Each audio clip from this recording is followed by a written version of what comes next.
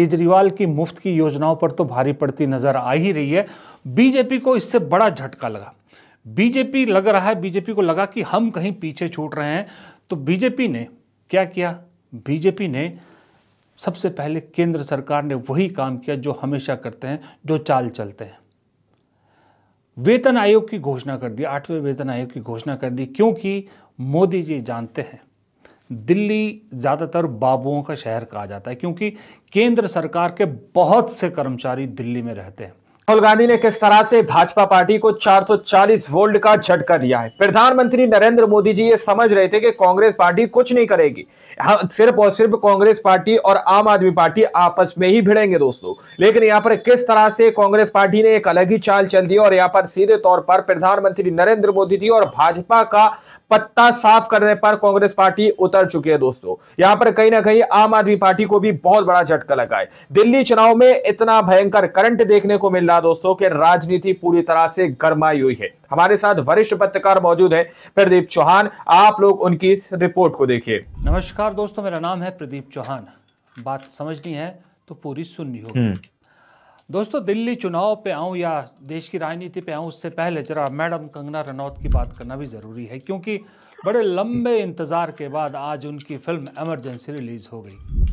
लेकिन बदकिस्मती कंगना रनौत की कि पंजाब में इस फिल्म को लेकर बहुत विरोध हो रहा। पंजाब के हर थिएटर के सामने एसजीपीसी और उनके लोगों ने खूब प्रदर्शन किया। तो पंजाब में ज़्यादातर जगह पर इस फिल्म के कोई शो नहीं चले। एसजीपीसी का कहना है कि इस फिल्म में सिखों को एक गलत रूप में पेश किया गया है, जो पहले से उनकी ऑब्जेक्शन थी।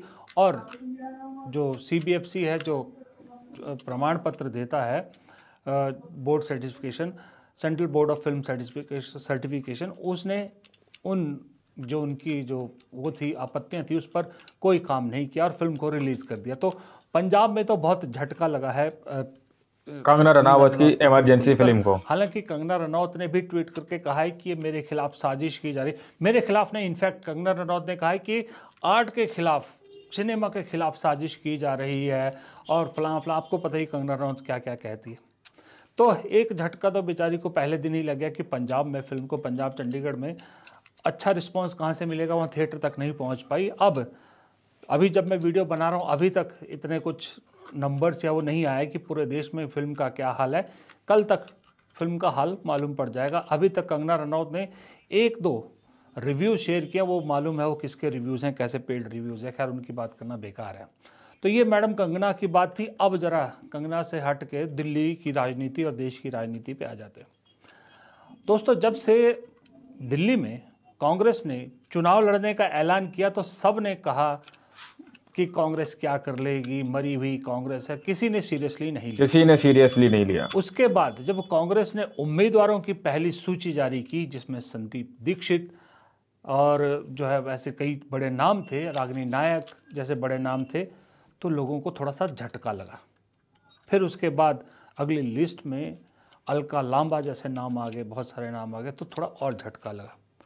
तो लगा कि नहीं, कांग्रेस इस बार बड़े सीरियसली चुनाव लड़ रही है। और जिस तरह से फिर संदीप दीक्षित ने केजरीवाल के खिलाफ चुनाव प्रचार शुरू कर दिया, अजय माकन ने ताबड़तोड़ हमले शुरू कर दिए आम आदमी पार्टी पर, उसके बाद आम आदमी पार्टी को ज़बरदस्त झटका लगा कि कहीं उसने गलती तो नहीं कर दी कांग्रेस के साथ गठबंधन ना करके।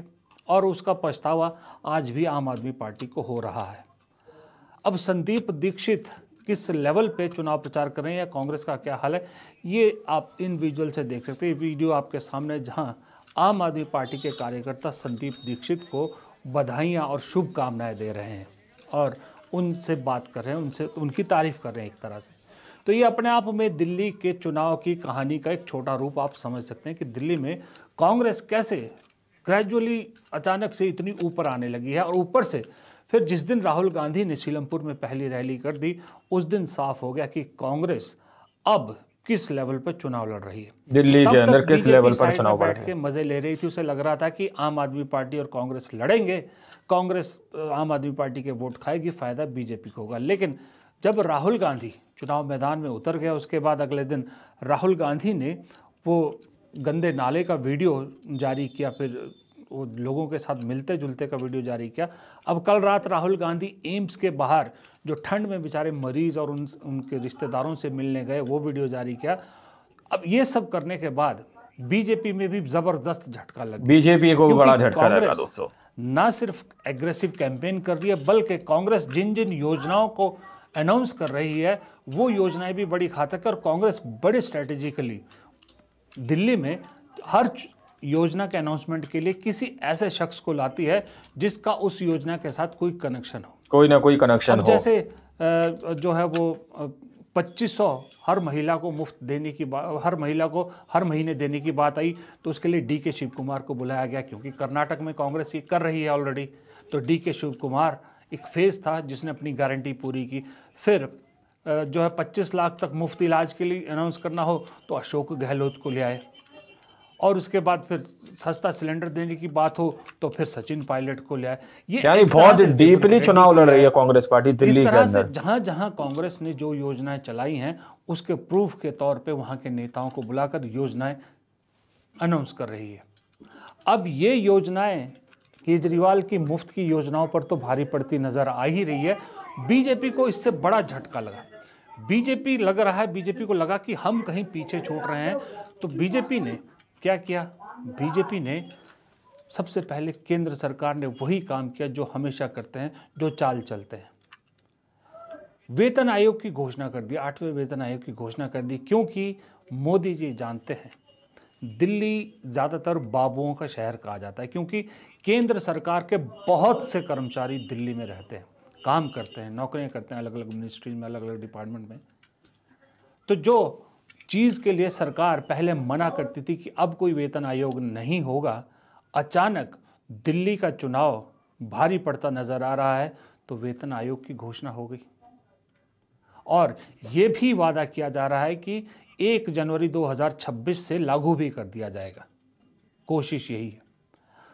उसके बाद आज खुद बीजेपी के राष्ट्रीय अध्यक्ष JP नड्डा दिल्ली के लिए बीजेपी की गारंटियों का ऐलान कर रहे हैं संकल्प पत्र के जरिए, जिसमें कांग्रेस की तरह 2500 रुपये हर महीना महिला को, 500 रुपये सिलेंडर, और ये भी कहा जा रहा है कि जो है मुफ्त यात्रा और कई तरह की और योजनाएं घोषित की हैं।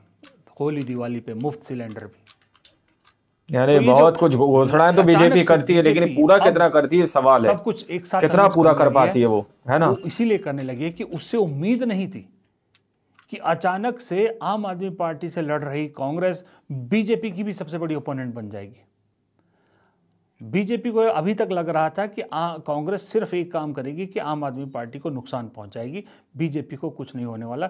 लेकिन जैसे जैसे कांग्रेस का कैंपेन आगे बढ़ रहा है, हर विशेषज्ञ ये कह रहा है कि आम आदमी पार्टी को तो कांग्रेस नुकसान पहुंचाएगी, लेकिन बीजेपी को भी बहुत नुकसान पहुंचाएगी। बीजेपी का भी सफाया करेगी, ऐसे मान लीजिए। नाराज वोट है वो भी कांग्रेस को जाएगा, जो बीजेपी से नाराज वोट है वो भी कांग्रेस को जाएगा। यानी तीसरे विकल्प के रूप में बड़े स्ट्रांगली कांग्रेस ऊपर आ रही है। मुस्लिम वोट बीजेपी को जाएगा नहीं, आम आदमी पार्टी ने खुद किनारे कर दिया, कांग्रेस की तरफ जा रहा है। दलित वोट बीजेपी को जाएगा नहीं, आम आदमी पार्टी से छिटक गया, कांग्रेस की तरफ जाएगा।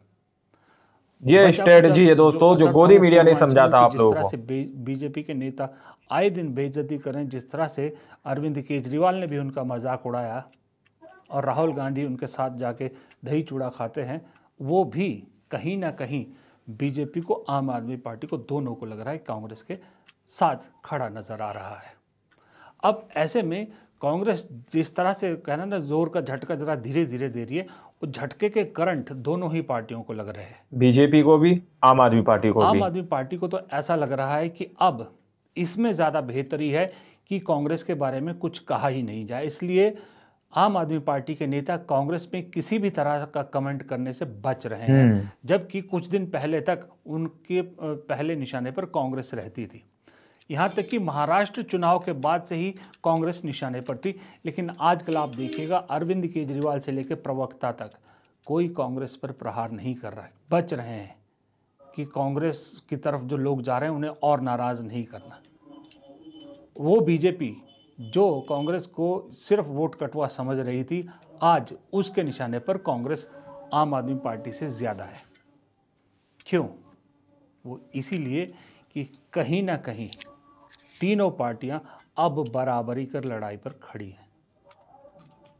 देखिए, मुझे ये नहीं मालूम किसकी कितनी सीट्स आएंगी, लेकिन इतना ज़रूर है कि मुकाबला आज की डेट में 70 की 70 सीटों पर त्रिकोणीय है और इस बात से कोई इनकार नहीं कर सकता। और जो पार्टी इनकार कर रही है वो समझो या तो बेवकूफ़ बन रही है या आपको बेवकूफ़ बनाने की कोशिश कर रही है। यही वजह है कि कांग्रेस के इस अचानक से ऊपर आने से इंडिया गठबंधन के अंदर बड़ी खलबली मच गई है। बीजेपी और आम आदमी के साथ तो मची, इंडिया गठबंधन में भी बड़ी खलबली मच गई है। इंडिया गठबंधन के वो सहयोगी जो अचानक से कतार लगा के अरविंद केजरीवाल के पीछे खड़े हो गए थे, अब अचानक से सकपकाए से नजर आने लगे हैं, सफाइयाँ देने लगे हैं। वो ममता बनर्जी जो इंडिया गठबंधन की लीडरशिप मांग रही थी, आजकल एकदम खामोश हो गई है। वो क्या नाम है अपना, अखिलेश यादव, जो अचानक आके दिल्ली में अनाउंस करते हैं कि हम अखिलेश यादव समाजवादी पार्टी आम आदमी पार्टी को सपोर्ट कर रहे हैं, आज वो सफाई देते फिर रहे हैं कि भाई हमने ऐसा किस लिए कहा था। इसका मतलब ये नहीं कि हम कांग्रेस के दुश्मन हैं। दूसरी तरफ कांग्रेस भी जानती है कि ये बदले सुर क्यों है। समाजवादी पार्टी का आप ये पार्टी सब को कुछ समर्थन है, बहुत इसका कुछ है मतलब ये दोस्तों नहीं कि हम राजनीति के कांग्रेस अंदर। के विरोध में खड़े हैं। जो हमारी रणनीति थी, जिस रणनीति के सारे हम लोग काम कर रहे हैं, वो रणनीति यही बताती है कि आप ही पार्टी जो संघर्ष में है और जिस मसले को लेकर के जहां से शुरुआत इंडिया गठबंधन हुआ है कि रीजनल पार्टी जो जहां मजबूत है उसके साथ खड़ा होगा। ये ठीक है, स्वागत योग्य है, पर ये तो उनको पहले कह देना चाहिए था। इतनी जो हल्ला गुल्ला चल रहा है कि इंडिया अलायंस टूट रहा है नहीं टूट रहा, मेरा उससे बहुत संबंध नहीं है, मैं उतना बड़ा लीडर नहीं हूँ। लेकिन ये बात अखिलेश जी या इनके समाजवादी पार्टी के वाले लोग उस समय कह देते कि हाँ भाई हम तो केवल दिल्ली के चुनाव के लिए समर्थन कर रहे हैं, ये बात स्पष्ट हो जाती। हुआ क्या है कि इन्होंने दिल्ली में समर्थन तो दे दिया, उसके बावजूद कांग्रेस का रथ नहीं रुक रहा है, तो यहाँ समर्थन देना भी इनको बहुत सार्थक बात नहीं दिख रही है। इनको ये भी डर लग रहा है कि कहीं कांग्रेस ने दिल्ली में बहुत अच्छा कर दिया तो उत्तर प्रदेश में क्या होगा, बंगाल में क्या हो जाएगा, जैसे तृणमूल शायद चिंता कर रही है। बाद में अगर आप बयान दो, उस आपके बयान के बाद जो प्रतिक्रियाएं होती है उसके बाद कोई बयान दो, तो ऐसा लगता है कि आपके अपने एक कदम से जो नुकसान आपको हुए हैं उसको बचाने के लिए ये कदम उठा रहे हैं। ये जो कहते हैं ना, बदले बदले से सरकार नज़र आते हैं। अचानक से अखिलेश यादव में बदलाव, ममता बनर्जी की चुप्पी, शरद यादव की चुप्पी, उद्धव ठाकरे की चुप्पी, सब की चुप्पी, सबको ऐसा लगता है कि सांप सूंघ गया है। मैं एक दो दिन से ये सोच रहा हूँ कि अगर यही स्ट्रैटेजी से कहीं कांग्रेस ने हरियाणा और महाराष्ट्र का चुनाव लड़ा होता तो क्या होता आज की डेट में। आज की डेट में शायद कांग्रेस कुछ और ही कांग्रेस होती। लोकसभा चुनाव में 99 सीट जीतने के बाद अगर 2 बड़े राज्य जीत जाती तो क्या होता, क्योंकि झारखंड में भी आप जीत गए हैं गठबंधन में, जम्मू कश्मीर में भी आप गठबंधन में जीते थे। तो इसका मतलब अगर ये 2 जीत जाती तो 4 में कांग्रेस जीत जाती, तो दिल्ली में तो कुछ और ही हवा होती और दिल्ली के बाद फिर बिहार में तो क्या ही कहने थे। लेकिन खैर, देर आए दुरुस्त आए, जो भी स्ट्रेटजी है, जिस स्ट्रेटजी से भी कांग्रेस लड़ रही है वो बेहतरीन अभी फ़िलहाल लग रही है। अब ये कन्वर्ट होती है वोट में, नहीं होती, ये देखने वाली बात है, क्योंकि हवा तो बन रही है कांग्रेस की, इसमें कोई दो राय नहीं है। लेकिन इस हवा को अक्सर ये पार्टी वोट में कन्वर्ट करने में नाकाम हो जाती है। बस उस नाकामी को इस बार किसी तरह से पार्टी चाहती है कि उसको कामयाबी में बदले और एक शुरुआत, कहीं से एक सॉलिड शुरुआत हो जाए। फिलहाल इस वीडियो में इतना ही। प्रदीप चौहान को दीजिए इजाज़त। नमस्कार। चैनल को सब्सक्राइब करना मत भूलिएगा, प्लीज़ चैनल को सब्सक्राइब कीजिए। आपने वादा किया था मुझसे कि दिवाली से पहले मेरा गोल्डन बटन आएगा, तो 10 लाख के लिए अभी बहुत लंबा सफ़र है, जल्दी सब्सक्राइब कीजिएगा और कमेंट बॉक्स में अपनी राय ज़रूर दीजिएगा। आर्थिक मदद करना चाहते हैं तो जॉइन बटन और सुपर थैंक्स के ज़रिए कर सकते हैं। दोस्तों आप लोगों ने इस वीडियो को शुरू से आखिर तक देखा।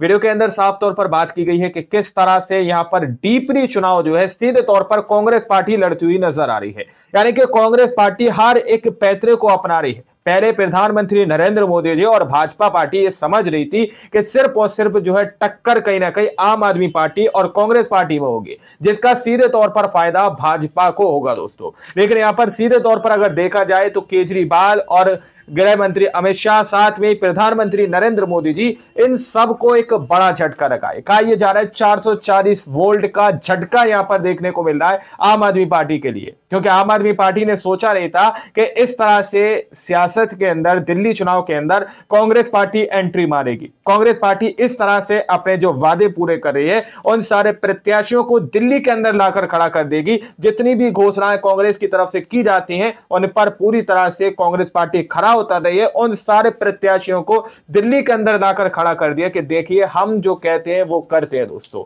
और इससे कहीं ना कहीं झटका बीजेपी पार्टी को भी लगा है, क्योंकि यहां पर बीजेपी पार्टी का भी मैनिफेस्टो पूरी तरह से लागू कर दिया गया। मैनिफेस्टो भी पूरी तरह से शो ऑफ कर दिया गया, लोगों तक उसका मैसेज पहुंचा दिया गया कि अगर बीजेपी पार्टी सत्ता के अंदर, दिल्ली के अंदर आएगी तो क्या कुछ मिलेगा। लेकिन बीजेपी के सामने लोग आकर ये सवाल पूछ रहे हैं कि जहां पर पहले से ही तुम सत्ता में हो वहां पर जनता को क्या दे रहे हो, ये सवाल पूछे जा रहे हैं दोस्तों। अब आप लोगों ने इस पूरी रिपोर्ट को देखा, सुना, आप लोग इस रिपोर्ट को देखने और सुनने के बाद क्या सोचते हैं, क्या समझते हैं, अपनी राय कमेंट सेक्शन में जरूर दीजिएगा। मिलता है अगली वीडियो में, जब तक के लिए जय हिंद, जय भारत।